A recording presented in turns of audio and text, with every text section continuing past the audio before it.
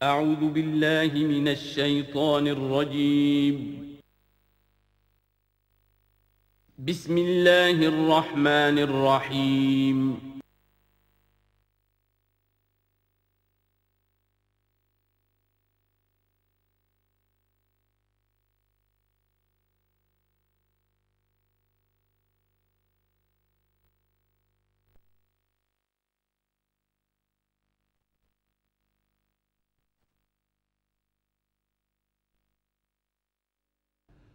الحمد للہ وکفا والصلاة والسلام علی عبادہ الذین اصطفیٰ خصوصاً علی افضلہم وخاتم النبیین محمد الامین وعلی معین. اما بعد فاعوذ باللہ من الشیطان الرجیم. بسم اللہ الرحمن الرحیم. رب اشرح لي صدري ويسر لي امري واحلل عقدة من لساني يفقهوا قولي. اللهم ربنا آنس وحشتنا في قبورنا وارحمنا بالقرآن العظيم. اللهم اجعله لنا إماما ونورا وهدى ورحمة. اللهم ذكرنا منه ما نسينا وعلمنا منه ما جهلنا وارزقنا تلاوته آناء الليل وآناء النهار واجعله لنا حجة يا رب العالمين آمین. کل دو نشستوں میں تعارف قرآن کے ضمن میں جن عنوانات پر گفتگو ہو چکی ہے ان میں سے ایک تشنا رہا قرآن حکیم کی ترتیب اور تقسیم. اس کی تدوین کے بارے میں گفتگو ہماری مکمل ہو چکی تھی کہ قرآن حکیم کی تدوین 3 مراحل میں مکمل ہوئی. اولاً خود حضور صلی اللہ علیہ وسلم نے اللہ تعالیٰ ہی کے حکم سے قرآن مجید کو مرتب کر دیا اور اس مرتب شکل میں امت کو منتقل کیا. ترتیب معین ہو چکی تھی لیکن وہ کتابی شکل میں ما بین الدفترین جمع نہیں ہوا. اس کے بعد دوسرا مرحلہ آیا حضرت ابوبکر صدیق رضی اللہ تعالی عنہ کے عہد خلافت کے دوران، جب بہت سے حفاظ شہید ہو گئے جنگ یمامہ میں تو تشویش پیدا ہوئی کہ قرآن حکیم کو کتابی شکل کے اندر مرتب بھی کر لیا جائے، جمع کر لیا جائے. چنانچہ یہ کام حضرت ابوبکر صدیق کے عہد خلافت میں پورا ہو گیا اور اس کے لیے مصحف کا نام حضرت عبداللہ ابن مسعود کی تجویز پر حضرت ابوبکر صدیق رضی اللہ تعالیٰ عنہ نے طے کیا. لیکن اس کے چونکہ ابھی پڑھنے کے انداز میں لوگوں کو کافی آزادی دی گئی تھی کہ اپنے اپنے لہجے کے مطابق لوگ پڑھ سکتے ہیں، تو اس سے محسوس ہوا کہ اب اس کے لکھنے کے انداز میں بھی فرق آ رہا ہے. تو اس لیے ضرورت محسوس ہوئی کہ اس کا ایک اسکرپٹ، ایک رسم الخط جو متفق علیہ ہو، اجماعی ہو، وہ طے کر دیا جائے. چنانچہ یہ تیسرا مرحلہ حضرت عثمان رضی اللہ تعالی عنہ کے عہد خلافت میں طے پایا. اسی لیے اس کو مصحف عثمانی کہتے ہیں، اس لیے کہ وہ رسم الخط اب ہمیشہ ہمیشہ کے لیے طے ہے. اس کے آفیشل نسخے تیار کیے گئے اور بڑے بڑے شہروں میں جو بھی اس وقت اس مسلمان ممالک تھے ایک ایک نسخہ بھیج دیا گیا اور باقی نسخے جو ہیں وہ طرف کر دیے گئے. تو اس طریقے سے گویا کہ ربع صدی کے اندر یہ تینوں مرحلے جو ہیں مکمل ہو گئے ہیں. اور جیسا کہ میں نے عرض کیا، سب تسلیم کرتے ہیں کہ جو قرآن آج ہمارے پاس ہے وہ وہی ہے بعینہ جو محمد الرسول اللہ نے اپنی امت کو دیا تھا. البتہ جہاں تک قرآن کی ترتیب اور تقسیم کا تعلق ہے، بعض باتیں تو میں بیان کر چکا ہوں، ان کا صرف اجمالی اعادہ کروں گا. نمبر 1 یہ کہ قرآن کی جو بیسک یونٹ ہے، بنیادی اکائی، وہ آیت ہے. آیت کو ہم جملہ نہیں کہہ سکتے، آیت کو ورس نہیں کہہ سکتے، مصرع نہیں کہہ سکتے، اس کی اسی اصطلاح کو ہمیں ریٹین کرنا ہوگا. آیتیں چھوٹی بھی ہیں، بڑی بھی ہیں. آیتیں صرف حروف مقطعات پر بھی مشتمل ہیں اور مرکبات ناقصہ پر بھی مشتمل ہیں، پورے جملے کی ایک آیت بھی ہے اور کئی جملوں پر ایک آیت بھی مشتمل ہے۔ یہ تمام امور توقیفی ہیں، یعنی حضور صلی اللہ علیہ وسلم کے بتانے پر موقوف علیہ، ان میں کسی کے اجتہاد کو، کسی منطق، کسی گرامر، کسی نحو، کسی بیان کے کسی اصول کو کوئی دخل نہیں۔ جہاں تک آیتوں کی تعداد کا تعلق ہے وہ مختلف فی ہے، وہ اتفاقی نہیں ہے، اس لیے کہ 6,500 کے لگ بھگ آیات ہیں۔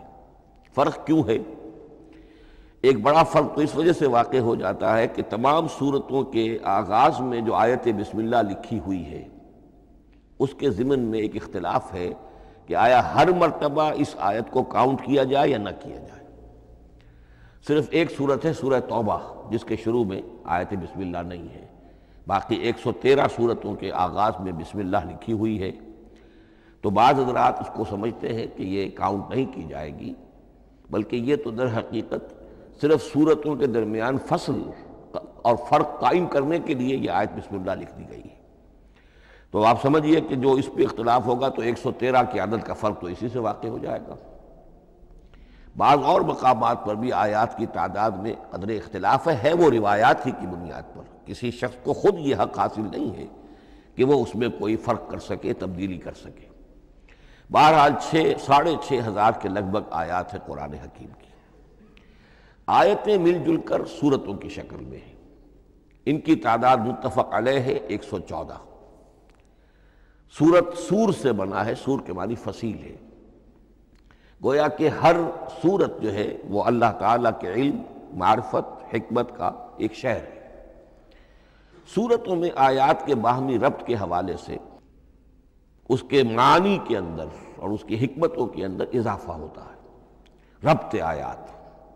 اور جس طریقے سے کہ مختلف موتیوں کو پرو دیا جائے ایک دھاگے میں، اس سے ہار وجود میں آئے، جو ترتیب ہوگی موتیوں کی اس سے ان موتیوں کا حسن دوبالا ہو جائے گا۔ ایسے ہی معاملہ آیات قرآنیہ کا ہے کہ جو ایک سورت کے اندر ہیں اور ہر سورت کا ایک مرکزی مضمون یا عمود ہوتا ہے اور تمام آیتیں اس سے منطلق اور اس سے منسلک ہوتی ہیں۔ ان سورتوں کے بعد جیسا کہ میں نے عرض کیا، دور صحابہ میں ہمیں صرف ایک اصطلاح اور ملتی ہے، حزب اور یا منزل۔ وہ اس سہولت کے لیے کہ اگر ایک ہفتے میں پورا قرآن ختم کرنا ہو، اس کی تلاوت مکمل کرنی ہو تو روزانہ ایک حزب پڑھ لیا جائے۔ یہ چونکہ دور صحابہ میں بھی مذکور ہے، لہذا اس میں ہم دیکھتے ہیں کہ حسن موجود ہے، یعنی یہ کہ نہ تو یہ قباحت ہے کہ سورتوں کو توڑا گیا ہو، بلکہ پوری صورتیں شامل ہیں۔ کوئی مصنوعی مساوات قائم کرنے کی کوشش نہیں ہے، کوئی حزب نسبتاً تھوڑا سا زیادہ بڑا ہے، کچھ تھوڑا سا چھوٹا ہے، لیکن تقریباً مساوی ہے۔ خام خواہ کی کوئی مصنوعی مساوات قائم کرنے کی کوشش نہیں ہے۔ اور اس کے باوجود یہ حسن موجود ہے کہ سورہ فاتحہ کو اگر ہم علیحدہ رکھ دیں کہ وہ پورے قرآن حکیم کے لیے ایک دیباچہ اور مقدمہ ہے، تو پہلے حزب یا پہلی منزل میں 3 سورتیں، دوسرے میں 5، تیسرے میں 7، چوتھے میں 9، پانچویں میں 11، چھٹی میں 13، یہ سیڑھی ہے بالکل۔ اور جو آخری حزب مفصل کہلاتا ہے، اس میں چونکہ آخری پارے میں آپ کو معلوم ہے چھوٹی چھوٹی سورتیں ہیں تو تعداد 65 ہے، وہ بھی جو آخری تعداد ہے 13 اس کا ملٹیپل ہے۔ بہرحال یہ حزب یہ بھی دور صحابہ میں اس کا تذکرہ ہمیں ملتا ہے۔ البتہ جو مزید تقسیم کی چیزیں ہمارے ہاں معروف ہیں وہ بات کی چیزیں ہیں۔ رکوعوں میں طویل صورتوں کو تقسیم کیا گیا تاکہ ایک رکعت میں اگر طویل صورت میں سے کوئی آیات پڑھنی ہے تو اس طرح پڑھی جائیں کہ مضمون ٹوٹے نہ۔ یہ حجاج ابن یوسف کے زمانے میں یہ کام ہوا ہے اور بڑے غور و فکر سے ہوا، اور واقعتاً محسوس ہوتا ہے کہ معنوی جو ربط اور تعلق ہے اس کو ملحوظ رکھا گیا ہے۔ لیکن جو دوسری تقسیم ہمارے ہاں معروف ہو گئی ہے اور وہ پاروں کی ہے، اول تو یہ معلوم نہیں کہ یہ تقسیم کب ہوئی، مجہول الزمان ہے یہ۔ نمبر 2 یہ کہ اس میں یہ زیادتی بھی نظر آتی ہے کہ سورتوں کی فصیلیں توڑ دی گئی ہیں۔ گویا کہ ایک مصنوعی مساوات قائم کرنے کے لیے کہ 30 دن میں اگر قرآن مجید ختم کرنا ہو، ہر مہینے میں ایک ختم قرآن کوئی شخص کرنا چاہے تو روزانہ ایک پارہ پڑھ کر، لیکن یہ کہ اس میں وہ حسن موجود نہیں ہے، بلکہ یہ قباحت موجود ہے کہ صورتوں کاٹ دی گئی۔ اس کے بعد اب جو بات مجھے عرض کرنی تھی وہ یہ ہے کہ زیادہ عرصہ نہیں گزرا کہ قرآن حکیم کی ترتیب اور تقسیم کے ضمن میں ایک اور حقیقت سامنے آئی ہے، اور یہ حقیقت یہ ہے کہ قرآن حکیم کی سورتوں کے گروپس ہیں۔ اب یہ چونکہ ایک بالکل ماضی قریب کا معاملہ ہے، اس سے پہلے یہ ذکر موجود نہیں تھا۔ اول تو یہ بات بھی مان لیجئے کہ قرآن مجید میں ترتیب اور نظم، اس کے بارے میں ہمارے اسلاف نے نہ کوئی زیادہ محنت کی اور نہ انہوں نے سمجھا کہ اس میں کوئی خاص ربط ہونا ضروری ہے، لیکن یہ کہ عہد حاضر میں مولانا حمید الدین فراہی رحمۃ اللہ علیہ ہندوستان میں ایک ایسے عالم پیدا ہوئے کہ جنہوں نے نظم قرآن کو اپنا خاص موضوع بنایا کہ یہ جو آیات باہم جوڑی گئی ہیں تو آخر کوئی حکمت ہے، سورتوں میں جو ربط قائم کیا گیا ہے یقیناً حکمت پر مبنی ہے، ورنہ سب سے سیدھی ترتیب تو جیسا کہ میں نے کل عرض کیا تھا یہ ہوتی ترتیب نزولی سے قرآن کو مرتب کر دیا جاتا، لیکن یہ کہ سورتیں آپ کو معلوم ہے طویل سورتوں میں ایسا بھی ہے کہ وہ ایک وقت میں نازل نہیں ہوئی بلکہ متعدد اوقات میں، اور سورہ بقرہ جو ہے وہ تقریباً 2 سال میں اس کی جو تنزیل ہے وہ مکمل ہوئی، تو پھر کچھ آیتوں کو جوڑنا، کس کو کہاں رکھنا ہے کس کو کہاں رکھنا ہے، تو یہ حضور صلی اللہ علیہ وسلم نے خود کیا ہے، اللہ تعالیٰ کے حکم سے کیا ہے، تو یہ چیزیں حکمت سے خالی تو نہیں ہو سکتی۔ تو انہوں نے اس کو خاص اپنا موضوع بنایا اور ان کے سامنے بعض حقائق آئے ہیں، وہ حقائق ہیں جو اب میں آپ کے سامنے بیان کر رہا ہوں۔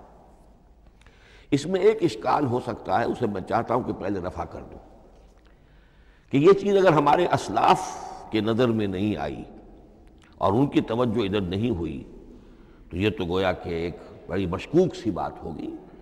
قرآن مجید کے علم کے ضمن میں گویا کہ متقدمین کے فہم پر ہمیں کچھ تان کرنا ہوگا، لیکن یہ بات درست نہیں ہے۔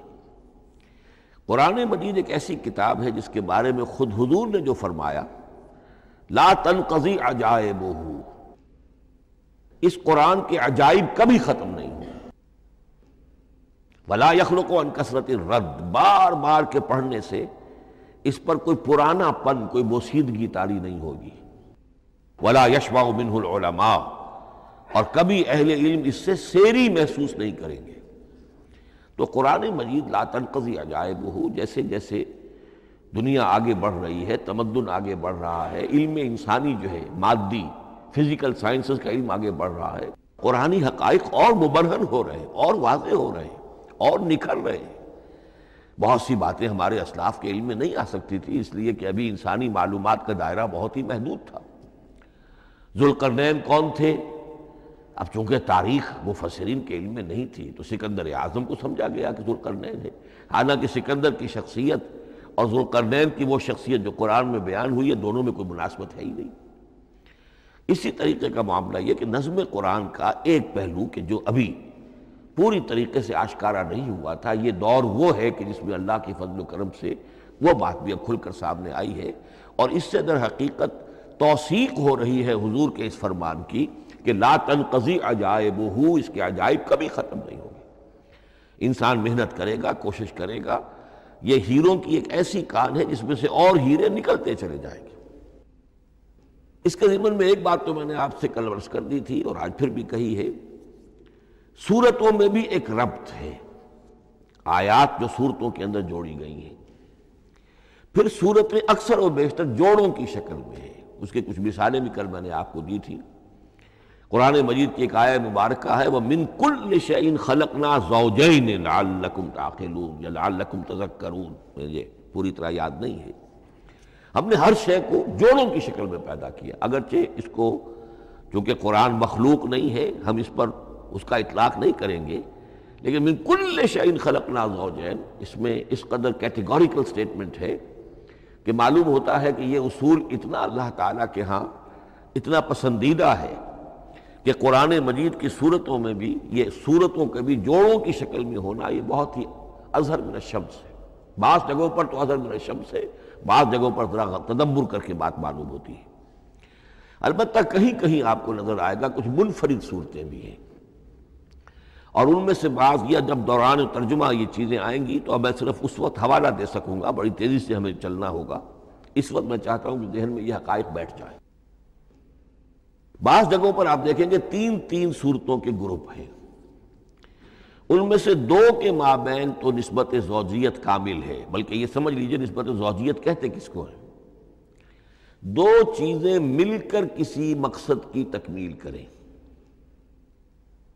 ان دونوں میں ایسی نسبت ہونی چاہیے ریسیپروکل کہ وہ ایک دوسرے کی تکمیل کے لیے اور کسی مقصد کے حصول کے لیے ان کے مابین ایک تعلق قائم ہو، یہ زوجیت ہے۔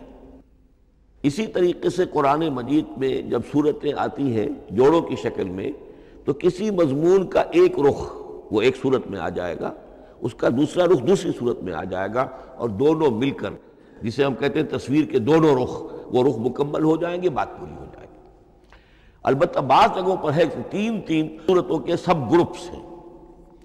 میں اس معاملے میں گروپ کا لفظ ریٹین کر رہا ہوں اس لیے کہ قدیم تو یہ تصور تھا نہیں، جدید اصطلاح ہے، تو اس میں چونکہ اب بہت سے الفاظ انگریزی زبان کے اب اردو میں آ گئے ہیں کہ اس کی جگہ کوئی اور بہت ہی کوئی کوشش کر کے لفظ لایا جائے تو وہ شاید زیادہ عام فہم نہیں ہوگا، یا عام فہم ہے۔ تو گروپس اور سب گروپس، چھوٹے گروپ بڑے گروپ، تو یہ چھوٹے گروپ جو ہے تین تین صورتوں کے، ان میں سے دو کے مابین تو نسبت زوجیت بتمام و کمال ہوگی، اور تیسرے کی حیثیت ضمیمے کی ہوگی۔ اس کی مثالیں بعد میں آئیں گی۔ البتہ یہ جو ضمیمے ہوتے ہیں خود ان کے، یا جو دوسری منفرد صورتیں ہیں، خود ان میں آپ کو فصل کے ساتھ نسبت زوجیت مل جائے گی۔ اس سے آگے چلیے، اب اصل ہے وہ شے جس کو میں آج چاہتا ہوں بیان کرنا۔ قرآن حکیم کی صورتوں کی ایک گروپنگ اس اعتبار سے سامنے آئی، کچھ صورتیں مکی پھر مدنی، پھر مکی پھر مدنی، پھر مکی پھر مدنی، پھر مکی پھر مدنی۔ ایسا کیوں ہے؟ بڑی قابل غور بات ہے، اس میں کوئی حکمت ہے؟ اور عجیب بات یہ سامنے آئی، اس اعتبار سے بھی قرآن کے 7 گروپ بنتے ہیں، ہر گروپ میں ایک یا ایک سے زائد مکی صورت اور پھر ایک یا ایک سے زائد مدنی صورتیں، ایک گروپ پورا ہو گیا۔ دوسرے گروپ میں پھر ایک یا ایک سے زائد مکی صورت، پھر ایک یا ایک سے زائد مدنی صورتیں، وہ پھر گروپ مکمل ہو گیا۔ یہ گروپ بھی قرآن حکیم میں 7 ہیں۔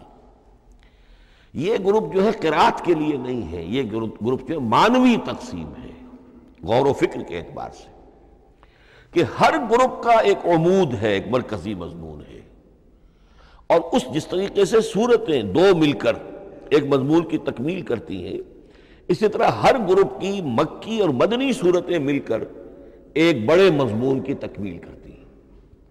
اس طریقے سے گویا کہ یہ قرآن مجید میں 7 گروپ ہیں بڑے بڑے، جو کہ جس میں کہ صورتیں جو ہیں وہ جمع کی گئی ہیں۔ مثلا میں اب آپ کو اشارتاً بتا دوں، پہلے گروپ میں سورہ مکی جو ہے وہ صرف ایک ہے، سورہ فاتحہ، تعداد میں تو ایک ہے، وہ اپنے حجم کے اعتبار سے چھوٹی بھی ہے لیکن بہت بھاری صورت ہے۔ وَلَقَدْ آتَيْنَاكَ سَبْعًا مِنَ الْمَثَانِي وَالْقُرْآنَ الْعَظِيمِ، محض اس صورت کو بھی قرآن عظیم کہا گیا ہے۔ لیکن ایک صورت مکی سورہ فاتحہ، پھر 4 طویل ترین صورتیں مدنی، بقرہ، آل عمران، نساء، مائدہ۔ دوسرے گروپ میں 2 صورتیں مکی، 2 مدنی، الانعام، الاعراف مکیات، الانفال، التوبہ مدنیات۔ تیسرا گروپ چلتا ہے، 14 صورتیں مسلسل چلی جا رہی ہیں مکی، سورہ یونس سے، سورہ یونس، سورہ ہود، سورہ یوسف، سورہ رعد، سورہ ابراہیم، چلتے جائیے، سورہ حجر، سورہ نحل، سورہ بنی اسرائیل، سورہ کہف، سورہ مریم، سورہ طٰہٰ، سورہ انبیاء، سورہ حج اور سورہ مومنون، 14 صورتیں۔ اب آئی ایک مدنی صورت، سورہ نور، یہ تیسرا گروپ مکمل ہو گیا۔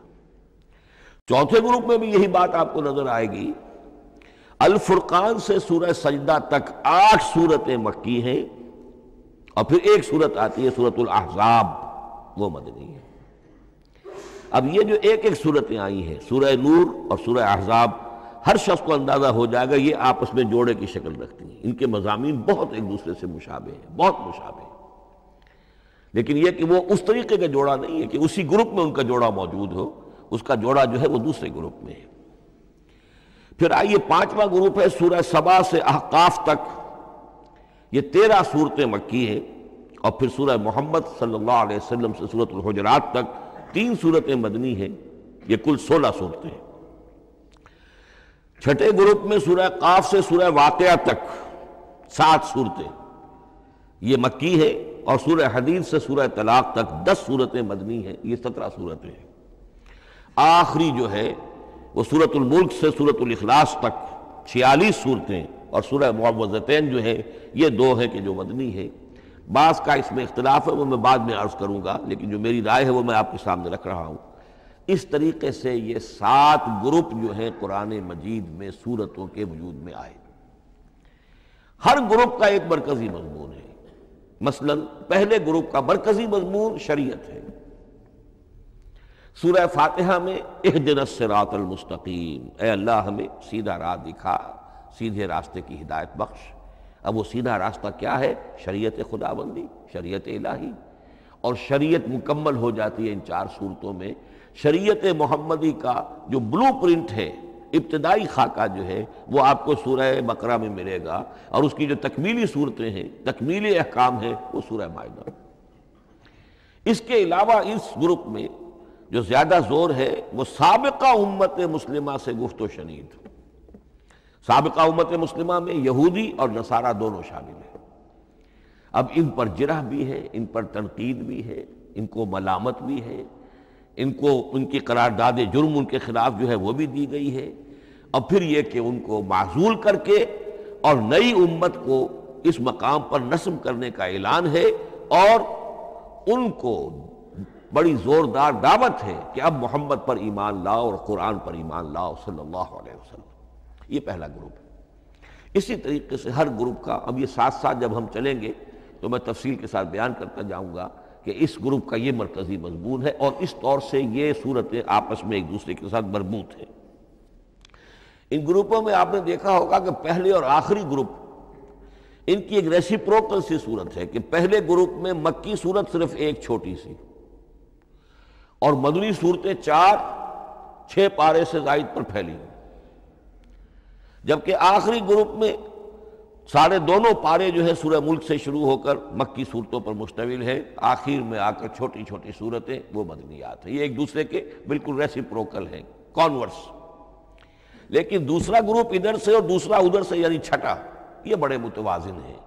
2 صورتیں مکی، 2 مدنی، اور ادھر 7 صورتیں مکی اور 10 مدنی، لیکن 7 صورتیں جو ہیں وہ 3 رکوعوں کی ہیں، ان میں سے ایک 4 رکوع کی بھی ہے، اور اکثر و بیشتر وہ جو دوسری ہے وہ 2 رکوعوں کی ہے، تقریباً متوازن بنتی ہے۔ تو درمیان میں جو ہے ان میں جو مدنی صورتوں کا حصہ بہت کم ہے، اکثر و بیشتر جو ہے وہ مکی صورتیں ہیں۔ ان مکی صورتوں کے اندر بھی جو 6 گروپ تقریباً بنتے ہیں، اس لیے کہ پہلی گروپ کے اندر تو مکی صورت صرف سورہ فاتحہ ہے، تو ان میں سے پہلے 2 گروپوں میں رسالت کا مضمون مرکزی مضمون ہے، درمیانی 2 گروپوں میں توحید کا مضمون مرکزی مضمون ہے، آخری 2 گروپوں میں انذار آخرت کا مضمون مرکزی مضمون ہے۔ آخری صورتیں آپ کو معلوم ہے سورہ قاف سے شروع ہو کر، تو پھر یہ انذار آخرت جو ہے ان سب کا مرکزی مضمون ہے۔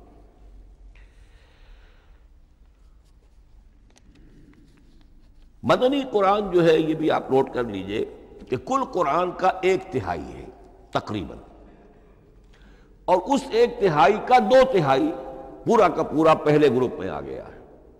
سورہ بقرہ، سورہ آل عمران، سورہ نساء، سورہ مائدہ۔ باقی تو پھر جا کے سورہ احزاب، سورہ نساء، پھر 3 چھوٹی صورتیں، پھر آخر میں 2 بہت چھوٹی چھوٹی صورتیں، سورہ انفال اور سورہ توبہ۔ لیکن یہ کہ یہ 2/3 جو ہے مدنی قرآن کا حجم بالکل پہلے ہی اس گروپ کے اندر آ گیا ہے۔ اس کی بھی حکمت ہے، کیوں مدنی صورتوں کو پہلے رکھا گیا؟ میرے علم میں نہیں ہے کہ اس موضوع پر کسی شخص نے گفتگو کی ہو سوائے محمد مارمڈیوک پکتھال کے۔ میرے علم کی حد تک ہو سکتا ہے کہ کسی اور مفسر نے، کسی محقق نے کوئی بات کہی ہو، اس سے بھی زیادہ وزنی کہی ہو، لیکن میرے علم کی حد تک مارمڈیوک پکتھال نے اپنے جو ترجمہ کیا ہے انگریزی میں، اس کے دیباچے میں اس موضوع پر گفتگو کی ہے، بہت ہی عمدہ بات کہی ہے۔ انہوں نے کہا کہ جب یہ قرآن نازل ہو رہا تھا تو اصل اہمیت ایمان کی تھی، پہلے لوگ ایمان لائیں اور پھر جو ایمان لائے ان کو پھر احکام دیے گئے کہ یہ کرو اور یہ نہ کرو، یہ حلال ہے، یہ حرام ہے، یہ فرض ہے، وغیرہ وغیرہ۔ لیکن جب ایک امت وجود میں آ گئی، امت کے وجود میں آنے کے بعد اب نسلاً مسلمان پیدا ہو رہے ہیں، ان کے ہاں اب ضرورت پہلے اسلام کی ہے، چاہے بچہ چھوٹا ہی ہے پہلے اسے احکام سکھائے جائیں گے، بچہ چھوٹا ہی ہے نماز پڑھنی سکھائی جائے گی، بچہ چھوٹا ہی ہے روزہ رکھنا سکھایا جائے گا۔ تو امت کے اس طرح تشکیل پا جانے کے بعد اب اصل اہمیت جو ہے وہ احکام کی ہو گئی ہے، احکام اب مقدم ہے، اور ایمان کا معاملہ جو ہے وہ اس کے بعد مؤخر ہے۔ کوئی شخص بالغ ہوگا، ذہین ہوگا، فطین ہوگا، غور و فکر کی صلاحیت سے اگر اللہ تعالیٰ نے اسے بہرور کیا ہوگا پھر وہ حقیقت ایمان تک رسائی حاصل کرے گا، ورنہ یہ ہے کہ عام ایک مسلمان جو ہے اسے جہاں تک احکام کا تعلق ہے ان پر تو عمل کرنا ہی ہے۔ تو یہ بڑی میں سمجھتا ہوں کہ ذہانت پر مبنی بات ہے کہ جو محمد مارملیوک پکتھال نے کہی ہے، اور مجھے اس سے اتفاق ہے۔ اب آئیے اگلا معاملہ، اگلی بحث، اگلا موضوع، قرآن کا موضوع کیا ہے؟ کیا قرآن فلسفے کی کتاب ہے، سائنس کی کتاب ہے؟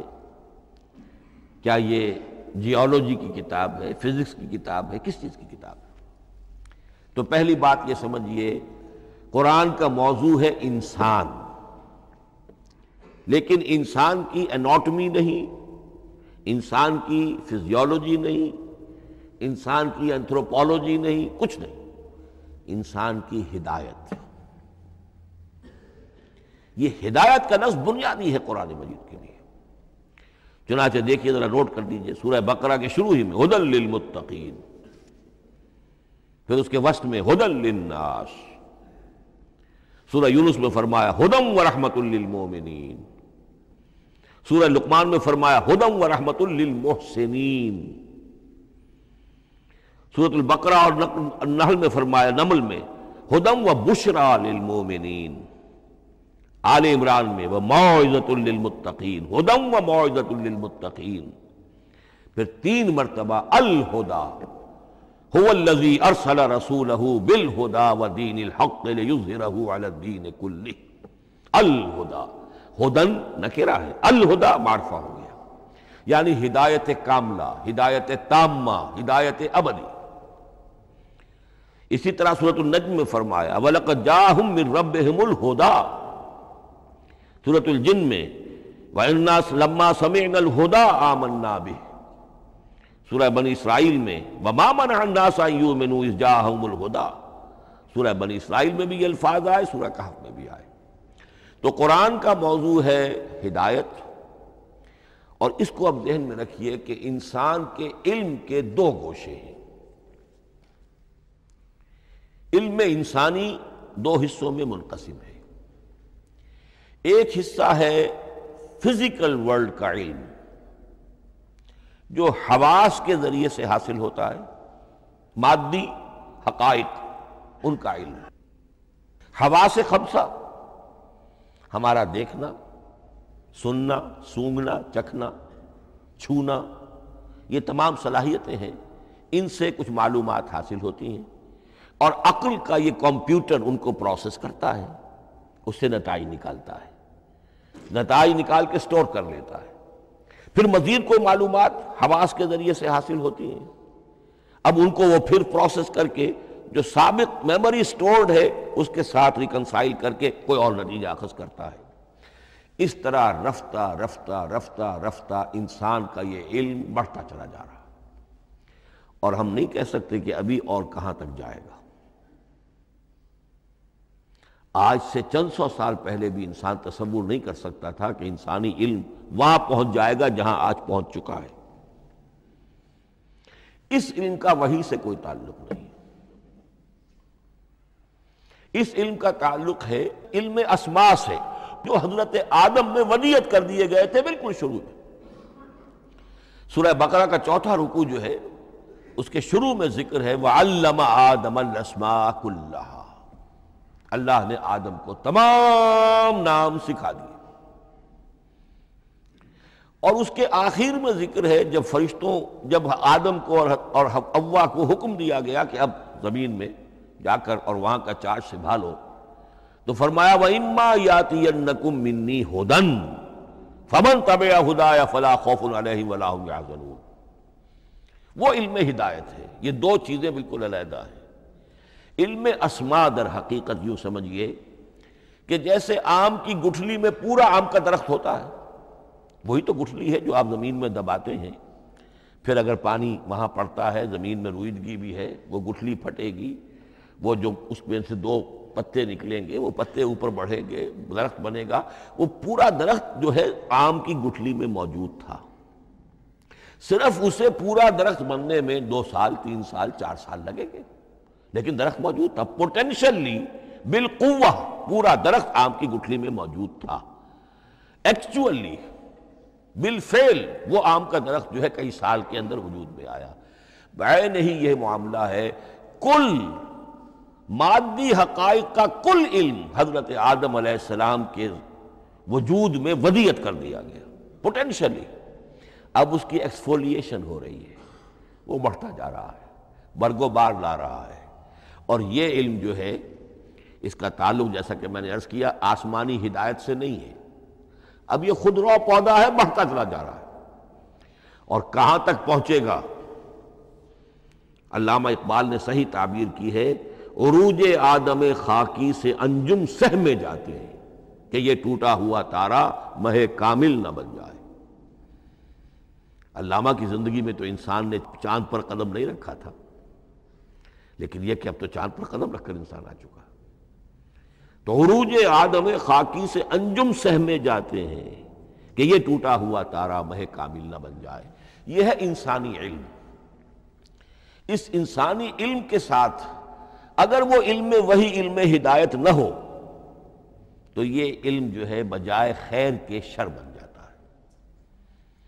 آج وہ شیطانی قوت بن چکا ہے، وہ علم ہلاکت کا سامان بن چکا ہے، تباہی کا ذریعہ بن چکا ہے۔ لیکن اس کے ساتھ دوسری بات ضروری تھی جو کہ وحی کے ذریعے سے آنے والا علم تھا، فَإِمَّا يَأْتِيَنَّكُم مِّنِّي هُدًى فَمَن تَبِعَ هُدَايَ فَلَا خَوْفٌ عَلَيْهِمْ وَلَا هُمْ يَحْزَنُونَ۔ یہ علم الہدایت جو ہے یہ در حقیقت قرآن حکیم میں آ کر مکمل ہو گیا ہے۔ اس کے لیے بھی میں چاہتا ہوں کہ بات آپ سمجھ لیں، اس میں جو ارتقاء ہوا ہے، پہلی کتابیں نازل ہوئیں ان میں بھی ہدن تو تھی، کل بھی میں نے آپ کو آیت سنائی تھی سورہ مائدہ کی، انا انزلنا التوراۃ فیہا ہدی و نور، ہم نے تورات نازل کی تھی، اس میں ہدایت بھی تھی، نور بھی تھا۔ اسی رکوع میں 7واں رکوع ہے وہ سورہ مائدہ کا، انجیل کے بارے میں، فیہ ہدی و نور، اس میں بھی ہدن بھی تھی، ہدایت بھی تھی، نور بھی تھا۔ لیکن یہ ہدایت اور یہ نور درجہ بدرجہ ترقی کر رہا ہے، یہاں تک کہ کامل ہوا ہے، قرآن میں آ کر الہدا بن گیا ہے۔ اب یہ ہدن نہیں، الہدا، کامل ہدایت نامہ۔ اس کی وجہ کیا ہے؟ دیکھیے، ایک بچے کو اگر آپ تعلیم دینا چاہتے ہیں تو اس کی ذہنی سطح کو ملحوظ رکھے بغیر تو نہیں دے سکتے۔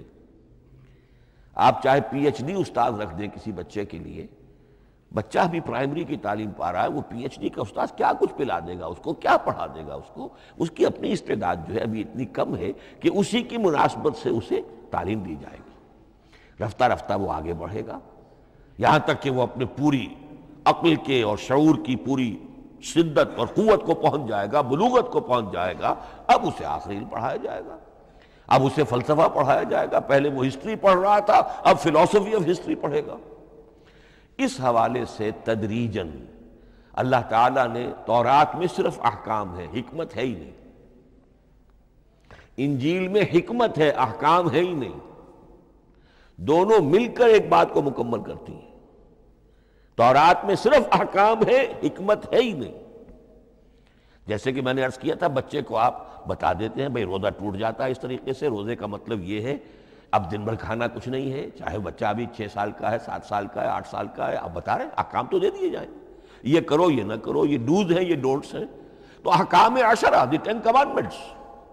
احکام دیے گئے، حکمت نہیں۔ ابھی حکمت کا تحمل ان کے لیے ممکن نہیں تھا، ابھی وہ عہد طفولیت ہے نوع انسانی کا۔ یوں سمجھیے کہ آج سے 3500 سال قبل کا انسان، 1400 قبل مسیح میں تورات دی گئی ہے حضرت موسیٰ علیہ السلام کو۔ اب یہ 2000 مسیح آنے والا ہے تو 3400 سال پہلے کی بات ہے، تو انسانی ذہن ابھی جس سطح پر تھا، یہاں تک کہ 2000 سال پہلے حضرت مسیح علیہ السلام کے بھی الفاظ انجیل میں موجود ہیں، اب بھی موجود ہیں۔ اپنے حوارین سے آپ نے فرمایا تھا ابھی مجھے تم سے اور بھی بہت سی باتیں کہنی تھیں، مگر ابھی تم ان کا تحمل نہیں کر سکو گے، جب وہ فارقلیت آئے گا تو تمہیں سب کچھ بتائے گا۔ یہ پیشن گوئی تھی محمد الرسول اللہ صلی اللہ علیہ وسلم۔ ابھی تم تحمل نہیں کر سکتے، ابھی 600 برس اور چاہیے تمہاری ذہنی بلوغت کے لیے۔ تو الہدا مکمل ہوا ہے قرآن حکیم میں آ کر۔ البتہ ایک نقطہ اس میں نوٹ کیجئے، قرآن مجید اگرچہ کتاب ہدایت ہے، سائنس کی کتاب نہیں ہے، لیکن اس میں سائنٹیفک فینومینا کی طرف اشارے موجود ہیں۔ چونکہ قرآن مجید ان تمام جو بھی یہ کائناتی حقائق ہیں، ان سب کو آیات الہیہ قرار دیتا ہے۔ ان فی خلق السماوات والارض واختلاف اللیل والنہار والفلک التی تجری فی البحر بما ينفع الناس وما انزل اللہ من السماء من ماء فاحیا به الارض بعد موتها وبث فیہا من کل دابۃ وتصریف الریاح والسحاب المسخر بین السماء والارض لآیات لقوم یعقلون۔ یہ سب نشانیاں ہیں اللہ کی قدرت، اللہ کی عظمت، اللہ کے علم کامل، اللہ کی حکمت بالغہ، سب نشانیاں۔ تو یہ جو فزیکل فینومینا ہے ان کی طرف قرآن ریفر کرتا ہے۔ بعض حقائق وہ ہے کہ جن کا تعلق ایسٹرونومی سے ہے، کل فی فلک یسبحون، یہ تمام اجرام سماویہ جو ہیں یہ اپنے اپنے مدار میں تیر رہے ہیں، معلوم ہوا ہر شے حرکت میں ہے۔ انسان پر تو ایک دور ایسا گزرا ہے وہ یہ سمجھتا تھا زمین ساکن ہے اور سورج حرکت کر رہا ہے، پھر ایک دور آیا کہا نہیں سورج ساکن ہے، زمین حرکت کرتی ہے، اس کے گرد چکر لگاتی ہے، اور آج ہمیں معلوم ہوا ہر شے حرکت میں ہے، ہر شے۔ سورج کا بھی اپنا ایک مدار ہے، اس میں وہ حرکت کر رہا ہے اپنے پورے کنبے کو لے کر، یہ پورا سولر سسٹم اس کا کنبہ ہے، اس پورے کنبے کو لے کر وہ بھی ایک مدار میں حرکت کر رہا ہے۔ تو معلوم ہوا کل فی فلک یسبحون۔ اب یہ کل کا لفظ جس طرح منقع ہو کر، جس طرح مبرہن ہو کر، جس شان کے ساتھ آج وہ حویدہ ہوا ہے، واضح ہوا ہے، آج سے پہلے انسان کو معلوم نہیں تھا۔ تو یہ جو فزیکل فینومینا ہے جن کی طرف قرآن مجید ریفر کرتا ہے، یہ اگرچہ قرآن کا اصل موضوع نہیں ہے، لیکن ایک بات جان لیجئے کہ قرآن مجید میں ان فزیکل فینومینا کے بارے میں جو بات کہی گئی ہے وہ غلط نہیں ہو سکتی، اور یہ وہ حقیقت ہے کہ جو اس دور میں آ کر اتنی واضح ہوئی ہے۔ آپ نے نام سنا ہوگا ڈاکٹر مورس بکائی کا، یہ فرانسیسی سرجن تھے، انہوں نے مطالعہ کیا، کمپیریٹیو اسٹڈی کی قرآن بائبل دونوں کی، بائبل سے مراد اولڈ ٹیسٹمنٹ نیو ٹیسٹمنٹ دونوں، اور وہ اس نتیجے پر پہنچا کہ پورے قرآن میں کوئی ایک لفظ ایسا نہیں ہے جسے ہماری ساری سائنسی انکشافات میں سے کسی نے غلط ثابت کیا، جبکہ تورات میں بے شمار چیزیں ایسی ہیں کہ سائنس انہیں غلط ثابت کر چکی ہے۔ The science, the Quran and the Bible. اب یہ بات بڑی اہم ہے، اس کو بڑی خوبصورت انداز میں ڈاکٹر رفیع الدین مرحوم نے کہا ہے کہ یہ کائنات اللہ کا فعل ہے، عمل ہے، اس کی تخلیق ہے، اس کی تدبیر ہے، اور قرآن اللہ کا قول ہے۔ قول و عمل میں تضاد ممکن نہیں، عام انسان کے قول و عمل میں تضاد ممکن نہیں، اللہ کے قول و فعل میں اور قول و عمل میں تضاد ہو سکتا ہے۔ ہاں یہ ہو سکتا ہے کہ ایک دور میں انسانوں نے بات سمجھی نہ ہو، ان کا ذہن وہاں تک پہنچا نہ ہو، ان کی معلومات کا دائرہ ابھی اس حد تک ہو کہ ان حقائق تک نہ پہنچا ہو، لیکن جیسے جیسے وقت آئے گا مزید حقائق منکشف ہوں گے، اور یہ بات اور زیادہ سے زیادہ واضح سے واضح تر ہوتی چلی جائے گی کہ جو کچھ قرآن میں لکھا ہے وہی برحق ہے، ہاں آج سے پہلے انسانی ذہن اس حد تک رسائی حاصل کرنے کا اہل نہیں تھا۔ اور یہ ہے در حقیقت آیت قرآن حکیم کی، یہ سورہ حامیم السجدہ کی لاسٹ بٹ ون آیت ہے، سَنُرِيهِمْ آیاتنا فی الآفاق وفی انفسہم حتی یتبین لہم انہ الحق، ہم انہیں دکھاتے چلے جائیں گے اپنی نشانیاں آفاق میں بھی انفس میں بھی، سَنُرِيهِمْ آیاتنا فی الآفاق وفی انفسہم حتی یتبین لہم، یہاں تک کہ یہ بات پوری طرح نکھر کر مبرہن ہو کر ان کے سامنے واضح ہو جائے گی انہ الحق، کہ قرآن حق ہے۔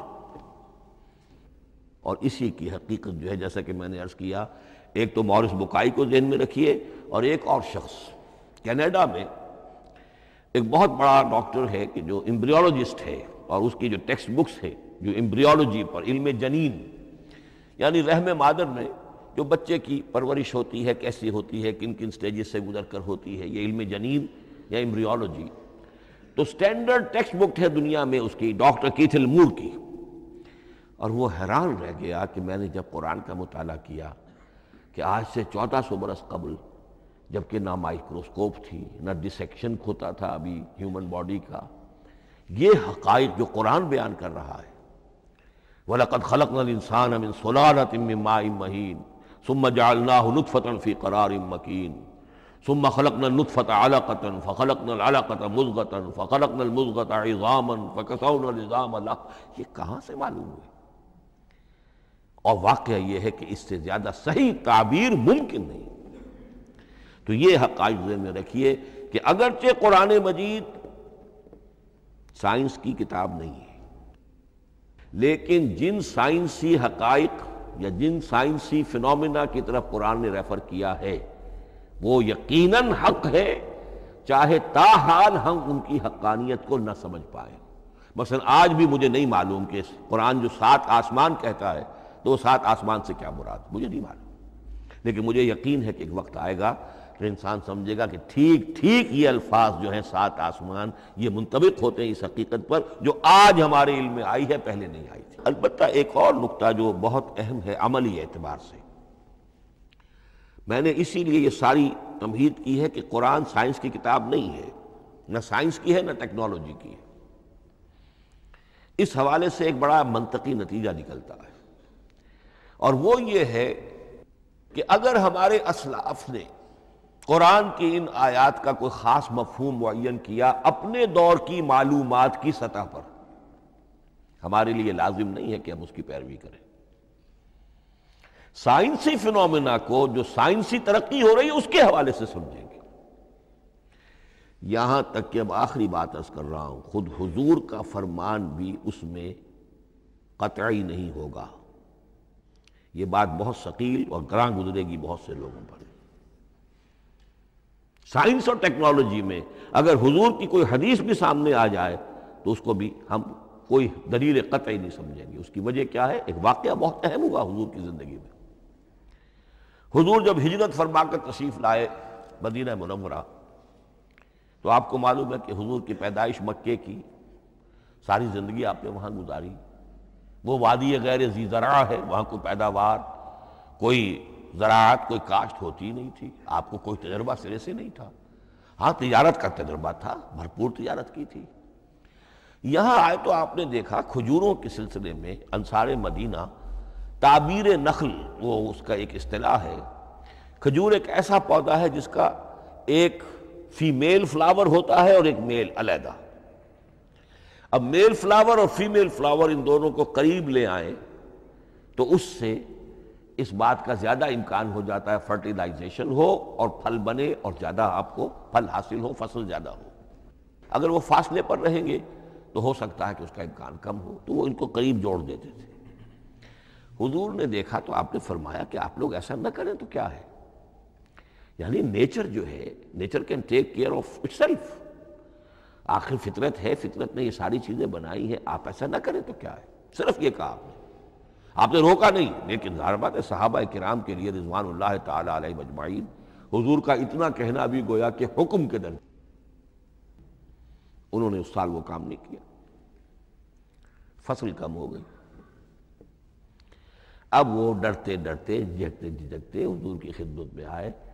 حضور آپ نے فرمایا تھا ہم نے وہ نہیں کیا، تعبیر نخل اس سال نہیں کی ہم نے، فصل کم ہوئی ہے۔ آپ نے فرمایا انتم اعلم بامور دنیاکم، اس کا ایک ایک لفظ یاد کر لیجئے، انتم اعلم بامور دنیاکم، اپنے یہ دنیاوی اور مادی معاملات میں تم زیادہ تجربے کار ہو، تم زیادہ حقائق سے واقف ہو۔ میں عالموں کا لفظی ترجمہ یہاں کرنا جو ہے اس کی جرت مجھے نہیں ہو رہی، تم زیادہ واقف ہو ان چیزوں سے، میں یہ چیزیں سکھانے نہیں آیا۔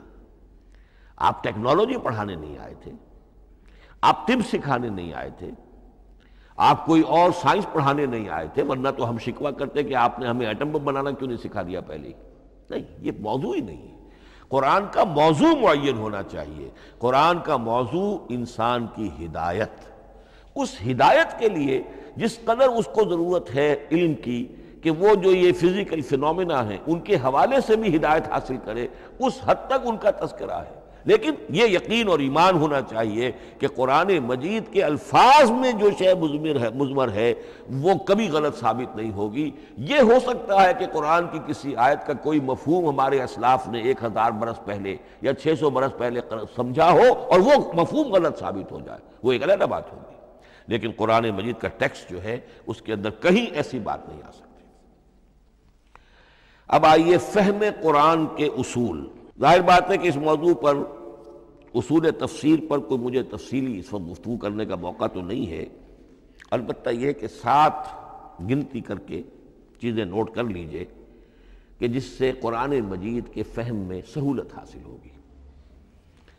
پہلی بات وہ جو کسی درجے میں پہلے بھی سامنے آ چکی ہے، قرآن کا اسلوب استدلال منطقی نہیں ہے، فطری ہے۔ ایک ہوتا ہے منطق کی گتھیوں سے اور منطق کے اصولوں سے اور منطق کی دلیلوں سے بات ثابت کی، یہ نہیں۔ قرآن فطرت انسانی کے مطابق بات کرتا ہے۔ ایک ان پڑھ شخص بھی قرآن کو اپنے سے دور یا اپنے آپ کو قرآن سے دور نہیں سمجھے گا اگر ذرا سا وہ قرآن کو سمجھ سکتا بس۔ لیکن یہ ہے کہ قرآن مجید کا جو اسلوب ہے وہ ایک تو یہ کہ منطقی نہیں، فطری ہے، یا اس میں اگر ایک لفظ کا اضافہ کیا جائے خطابی ہے۔ خطابی کیا ہوتا ہے؟ جو میں کل عرض کر چکا ہوں، خطبے کی ایک شان ہوتی ہے، وہ دلیل کے ساتھ ساتھ جذبات سے بھی اپیل کرتا ہے، اور اس میں آپ کو ایک اپنے باطن میں جھانکنے کی دعوت دی جاتی ہے۔ تم ذرا اپنے باطن میں جھانک کر دیکھو۔ بعض آیات ایسی ہیں، بڑی پیاری آیات ہیں، افی اللہ شک فاطر السماوات والارض، بس کیا اللہ کی ہستی میں بھی کوئی شک ہو سکتا ہے جو آسمان اور زمین کا پیدا کرنے والا ہے؟ غور کرو، سوچو۔ تو یہ صرف آپ کے دروں بینی، آپ کو اپنے اندر جھانکنے کی دعوت ہے۔ اسی طرح اَإِنَّكُمْ لَتَشْهَدُونَ أَنَّ مَعَ اللَّهِ آلِهَةً أُخْرَىٰ، کیا واقعتاً تم اس کی گواہی دیتے ہو کہ اللہ کے ساتھ کوئی اور بھی الہ ہے؟ یہ گویا کہ کسی کے آنکھوں میں آنکھیں ڈال کر پیئرسنگ آئیز کے ساتھ کسی سے سوال کرنا، کیا واقعی؟ اور اس میں در حقیقت کون سی ہے پس منظر میں؟ یہ بنائے ہوئے ڈھکوسلے ہیں، ان پر خود تمہارا دل مطمئن نہیں ہے۔ تم کہتے تو ہو یہ ہمارا عقیدہ ہے اور یہ ہماری بات ہے اور یہ ہمارا موروثی عقیدہ ہے، ھذا ما وجدنا علیہ آباءنا، ہم نے آباء، لیکن واقعتاً غور تو کرو، کیا واقعی تم گواہی دیتے ہو کہ اللہ کے سوا کوئی اور الہ بھی موجود ہیں؟ اس کو آپ کہیں گے خطابی انداز۔ نمبر 2، قرآن حکیم میں 2 طرح کی آیات ہیں، محکمات اور متشابہات۔ یہ سورہ آل عمران کے شروع میں یہ بہت اہم مضمون جو ہے وہ آ گیا ہے۔ هو الذی انزل علیک الکتاب منہ آیات محکمات ہن ام الکتاب واخر متشابہات، آل عمران آیت نمبر 7۔ اب یہ جو متشابہات ہیں یہ کون سی ہیں اور محکمات ہیں وہ کون سی ہیں، اس کو ذہن میں رکھیے۔ نمبر 1، محکم قطعی، تمام جتنی بھی آیات احکام ہیں وہ محکم ہیں، یہ کرو یہ نہ کرو، یہ جائز یہ حرام، آیات احکام محکم، اسی ایک مادے سے لفظ بنا ہے یہ، محکم بھی اور احکام حکم۔ البتہ عالم غیب کی ساری خبریں متشابہات میں سے، عالم غیب ہو، عالم ارواح ہو، عالم برزخ ہو، عالم آخرت ہو، ان کے تمام حقائق یہ متشابہات میں سے، ان کو ہم حقیقتاً سمجھ نہیں سکتے، ہمارا تجربہ ہی نہیں، ہمارا کوئی مشاہدہ ہی نہیں۔ جیسا کہ ایک حدیث میں آیا ہے، جنت کی جو بھی نعمتیں ہیں، ایک تو وہ نعمتیں جن کا ذکر قرآن میں ہے اور ان الفاظ میں ہے جن سے ہم واقف ہیں۔ اب ان میں تو یہ ہے کہ حور و قصور اور پھل اور یہ اور دودھ اور شہد اور وغیرہ وغیرہ وغیرہ، وہ چیزیں ہم جانتے ہیں، تو وہ بھی حق ہیں، ایسے ہی ہوں گی، اتوب ہی متشابہہ، لیکن یہ صرف نزل ہے، یہ تو ابتدائی مہمان نوازی ہے، نزل من غفور رحیم۔ جو اصل ضیافت ہونی ہے اہل جنت کی، اس کے بارے میں فرمایا وہ نعمتیں ملیں گی ما لا عین رات ولا اذن سمعت وما خطر علی قلب بشر، جو نہ کسی آنکھ نے کبھی دیکھی، نہ کسی کان نے کبھی سنی، نہ کسی انسان کے دل پر ان کا خیال تک وارد ہو، انہیں ہم کیا سمجھیں گے؟ تو عالم برزخ، عالم آخرہ، عالم غیب، عالم ارواح، ان کی تمام چیزوں کو ہم آیات متشابہات میں سے سمجھیں گے۔ البتہ یہ جو سائنٹیفک فینومینا والی باتیں ہیں مادی علوم کی، ان میں یہ ہے کہ متشابہ اور محکم ہونے کا معاملہ بدلتا چلا جا رہا ہے۔ جب تک وہ ہمارا سائنسی علم وہاں تک نہیں پہنچا تھا، وہ آیت ابھی متشابہ تھی، سمجھ میں نہیں آ رہی تھی، لیکن اب جب کہ وہ بات وہاں پہنچ گئی اور کھل گئی بات، اب معلوم ہوا کل فی فلک یسبحون، اب یہ آیت محکمات میں آ گئی، اب یہ وہ بات نہیں رہی کہ جس کا صحیح مفہوم سمجھنا ہمارے لیے مشکل ہو۔ تیسری بات، تفسیر اور تعویل میں کیا فرق ہے؟ تفسیر کا عام طور پر لفظ استعمال ہوتا ہے لفظی طور پر، الفاظ کی بحث، نحوی بحث، قواعد گرامر جو ہے ان کے حوالے سے جو بحث کی جائے گی وہ تفسیر ہے، اور اس کی اصل حقیقت اور مدلول کو سمجھنے کی جو کوشش کی جائے گی وہ تعویل ہے۔ تو یہ دو الفاظ جو ہیں یہ مختلف ہوں گے، تفسیر اور تعویل۔ نمبر 4، تعویل عام اور تعویل خاص، یہ بہت اہم موضوع ہے۔ دیکھیے قرآن مجید نازل ہوا ایک خاص ٹائم اینڈ سپیس پس منظر میں، آج سے 1400 برس قبل 610 عیسوی سے لے کر 632 عیسوی تک نازل ہوا، حجاز میں نازل ہوا۔ اس کی ایک اولین مخاطب قوم تھی، وہ ان پڑھ قوم تھی، پڑھے لکھے شاذ الشاذ المعدوم کے درجے میں تھے، وہاں فلسفے کا سوال نہیں، کوئی منطق کی بات نہیں، کچھ بھی نہیں، اور اولین مخاطب وہی ہیں، اور جو بھی حالات ہیں اس وقت کے ان کے حوالے سے بات کی جا رہی ہے۔ اب قرآن مجید کی ہر آیت پر اولاً غور ہوگا اس اعتبار سے جب یہ نازل ہوئی ہے تو اس کا اس وقت کیا مفہوم سمجھا گیا، اس خاص کانٹیکسٹ میں، ٹائم اینڈ سپیس کانٹیکسٹ میں کیا مفہوم سمجھا گیا، یہ ہے تعویل خاص۔ لیکن اب دوسری طرف دیکھیے، یہی کتاب ہدایت ہے ابد الآباد تک کے لیے، اسی کتاب کو 20ویں صدی عیسوی کے انسان کے لیے بھی ہدایت نامہ بننا ہے۔ اگر دنیا طویل ہے اور 500 برس تک ہے تو 25ویں صدی عیسوی کے انسان کے لیے بھی ہدایت نامہ یہی کتاب بننی ہے۔ یہ عرب کے امیین کے لیے ہدایت نامہ تھی تو ایران کے فلسفیوں کے لیے بھی تو ہدایت نامہ تھی۔ لہذا ان الفاظ کے اندر یہ قرآن کے اعجاز کا وہ پہلو ہے جو بہت نمایاں ہے کہ ان الفاظ کے اندر کہ جو ایک خاص کانٹیکسٹ میں نازل ہوئے اور اس وقت ان کا ایک معین مفہوم سمجھا گیا، انہی میں وہ عموم بھی موجود ہے کہ اسی سے ہمیشہ کے لیے ہدایت اخذ کی جا سکتی ہے۔ اس کو ہم کہیں گے تعویل عام، اس کانٹیکس سے ذرا نکال کر اب اس آیت کے الفاظ، اس کا در و بست، اس کا ما سبق، اس کے بعد ما بعد، سیاق و سباق، اس کے حوالے سے بیٹھ کر بات کی جائے۔ تاویل خاص میں شان نزول پیش نظر رہے گا، تاویل عام میں اس آیت کے الفاظ، ان کا در و بست اور آیت کا سیاق و سباق، یہ زیادہ زیر بحث رہے گا۔ تو معلوم ہوا کہ یہ دونوں چیزیں اپنی اپنی جگہ اہم ہیں۔ نہ تو انسان صرف تعبیر خاص تک اپنے آپ کو محدود کر لے، اگر وہ کرے گا تو گویا کہ وہ صرف اس دور کا قرآن پڑھ رہا ہے، آج کا قرآن وہ نہیں پڑھ رہا۔ قرآن کے اندر تو واقعتاً یہ شان ہے کہ میں جس کے لیے الفاظ یہ استعمال کیا کرتا ہوں کہ ہر دور کے افق پر ایک خورشید تازہ کے مانند طلوع ہوگی یہ کتاب۔ معلوم ہوگا آج کا قرآن ہے، یہ ہمیں آج ملا ہے قرآن، اور گویا کہ آج جو ہمیں مسائل درپیش ہے ان کا حل ہے جو یہ قرآن پیش کر رہا ہے۔ یہ اس کا اعجاز ہے، یہ اس کا کمال ہے۔ اس اعتبار سے نوٹ کیجئے تعویل خاص اور تعویل عام، یہ الفاظ کیونکہ بار بار دورہ ترجمہ آئیں گے تو اس لیے میں نے ان اصطلاحات سے چاہا کہ آپ واقف ہو جائیں۔ ایک اور اس میں بات سمجھنے کی ہے تذکر اور تدبر۔ قرآن سے بنیادی ہدایت حاصل کر لینا، اس کے لیے قرآن انتہائی آسان ہے۔ وَلَقَدْ يَسَّرْنَا الْقُرْآنَ لِلذِّكْرِ فَهَلْ مِن مُدَّكِرٍ۔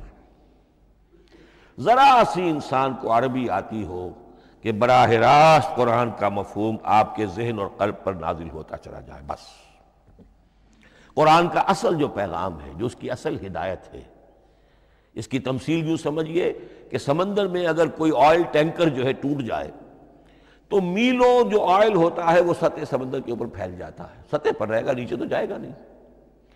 تو یوں سمجھیے کہ قرآن مجید کا جو لب لباب ہے، لب لباب، وہ اس کی سطح پر موجود ہے، لیکن اس کے یہ مطلب نہیں ہے کہ صرف سطح ہی سطح ہے، اس کی گہرائی فیتم لس، اس کی گہرائی وہ ہے کہ جس کی کوئی حد نہیں۔ اب اس کے لیے تعمق، گہرائی میں غوطہ زنی کرنا، قرآن میں ہو غوطہ زن اے مرد مسلمان، اس کے اعتبار سے یہ دنیا کی مشکل ترین کتاب،